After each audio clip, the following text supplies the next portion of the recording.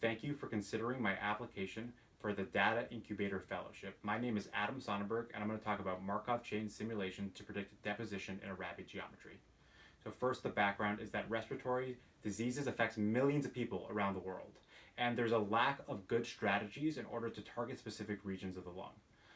The geometry of the lung can be described from a diameter, a length, and a phi. And RABI has a publicly available data set which you can download, which will give me the geometry for various animals, including a dog, a hamster, a beagle, and a human being. And we can take that geometry and we can use that to simulate the probability of a particle depositing inside of it.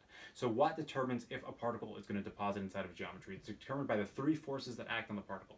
The first one is the force of gravity, the second one is the force of diffusion, and the third one is the force of the fluid drag on top of the particle.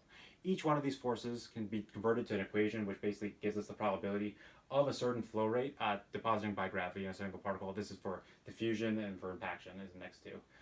And now each probability is a function of the flow rate. So the geometry is fixed, and the variable we're going to be sweeping across this network is going to be the flow rate Q. And we're going to be investigating at what flow rate for each individual geometry would maximize the given probability of a particle depositing at an individual bifurcation.